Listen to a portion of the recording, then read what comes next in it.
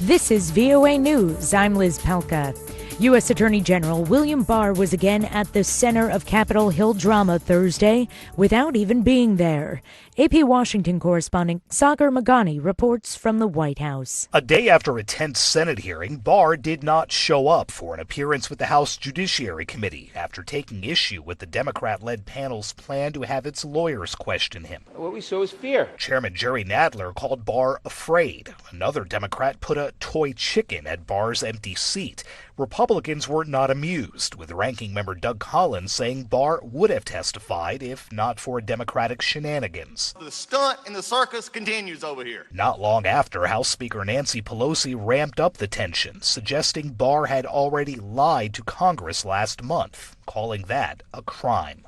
Sagar Meghani at the White House. Venezuela's socialist president Nicolas Maduro is clinging to power. Thursday morning, Maduro was greeted by troops singing and clapping as he joined them for a ceremony. The disputed president called on the country's armed forces to oppose any coup plotter after opposition leader Juan Guaido failed to win defections from military leaders. Maduro's televised address to the military came after 2 days of massive street demonstrations against his government. Guaido, supported by a small contingent of defecting security forces, called for a massive uprising against Maduro days earlier.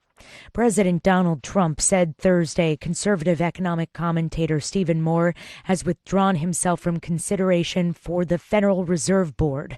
Trump announced Moore's decision on Thursday on Twitter after weeks of controversy over Moore's writings about women. This is VOA News.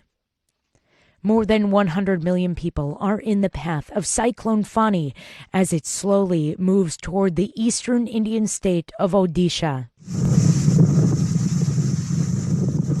The cyclone, generating winds of nearly 200 kilometers per hour, is expected to make landfall early Friday. Indian authorities have evacuated more than 1.2 million people from the coastal low-lying areas and plan to move thousands more. The India Meteorological Department referred to it as an extremely severe cyclonic storm. Catholic services are being canceled for a second weekend in Sri Lanka's capital. This comes after the government warned of more possible attacks by the same Islamic State-linked group that carried out Easter suicide bombings. VOA's Steve Miller has more. The April 21st bombings at churches and luxury hotels killed more than 250 people. Cardinal Malcolm Ranjit has canceled all Sunday services in the Colombo Diocese based on the latest security reports. Ranjit has criticized the government's apparent failure to share near-specific intelligence on the Easter plot and on some of the suspects involved. The U.S. Embassy in Colombo remained closed to the public through Friday. The education minister has said that the 9,000 public schools across the nation will open on Monday, May 6th, with stringent security measures. Steve Miller, VOA News. SAS-AB's top executive said late on Thursday that the Scandinavian airline and its pilots' unions in Sweden, Denmark, and Norway had reached a deal to end a strike that would affect hundreds of thousands of travelers over the past week.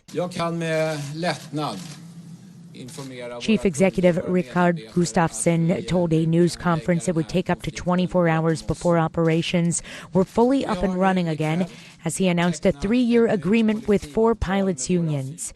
SAS had canceled more than 4,000 flights since pilots went on strike on April 26th over wages and working conditions. The Caribbean nation of St. Lucia has imposed a quarantine on a visiting cruise ship.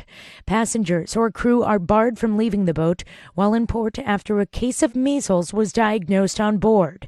Here's the island's chief medical officer. We got information early this morning through 2 reputable sources, that there was a confirmed case of measles on board a cruise ship which visited our island.